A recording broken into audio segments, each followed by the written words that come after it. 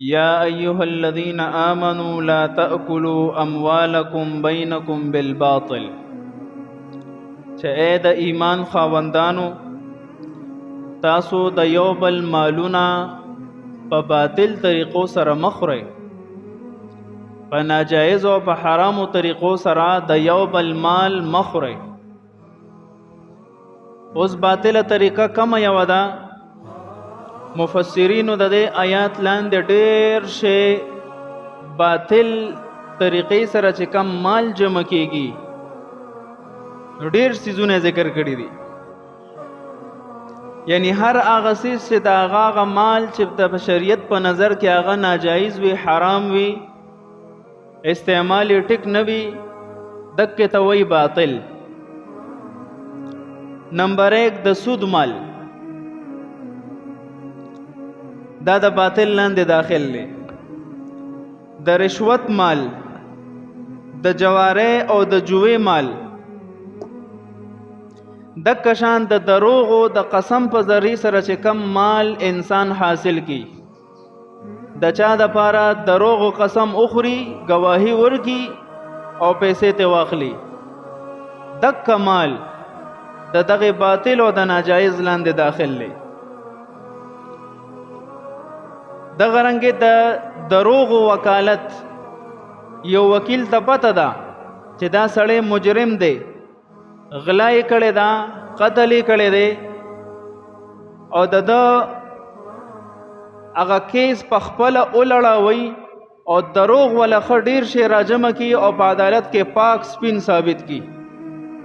د ده نه چې څومره مال مواخلې دام د باطل په زمره کې داخل دی او ناجایز دی، حرام دی. د کشان د خیانت په ذریعه سره چې کم مال حاصل شي، غصب په زور زبردستی باندې د چانه مال واغستو، د گانا بجانا د ډمتو په ذریعه سره چې کم مال حاصل شي، کو هغه د میوزک سنټر په صورت کې دی او کنه د غانې اچولو په میموري کارت کې او کو په هر څه کې، د کشان کو د ډمو په ذریعه سره د گانا بجانا ساز سامان ویلو او د بجاولو په ذریعه سره کو کم مال حاصل شي، دام د باطل لاندې علماء لیکلي دي.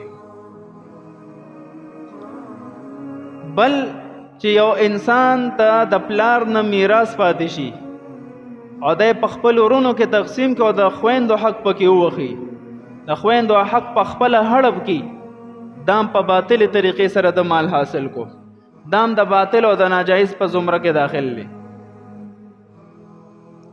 یو انسان ملاوٹ کوي، د تجارت چې څومره سیزونه دي په هغه کې ملاوٹ کوي او قوم ته پیش کوي، د دغه ملاوٹ شوده سیز د خرڅولو په ذریعه سره چې کم مال حاصل شي، دام د باطل په زمره کې علماء لیکلي دي، ناجایز دي.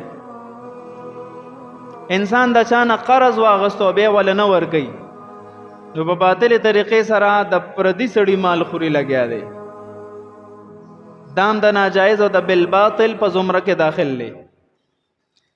انسان پچا باندې ډاکه واچي، غلا وکي، په زور زبردستیا سره ظلمن د خلکو نه قلنګونه اخلي، د کرنګ دکاندار گاک ته وایي چې بھئی دا 1 نمبر جاپانی سیز دی او هغه 2 نمبر سیز وي، بدی په ذریعه سره چې کم مال حاصل کی، نوم د جاپان واخلي چې دا اوریجنل دی، داغه مطابق پیسې واخلي او ورکی 2 نمبر سیز، نو دام د بالباطل په زمره کې علماء لیکلي دي. دوکې په ذریعه سره مال حاصلول، د چا په دکان، د چا په پلاټ، د چا په کور باندې زبردستیا سره قبضه کول او هغه ځان له خرڅول، دام د بالباطل په زمره کې علماء لیکلي چې دا مال هم د لپاره ناجایز دی.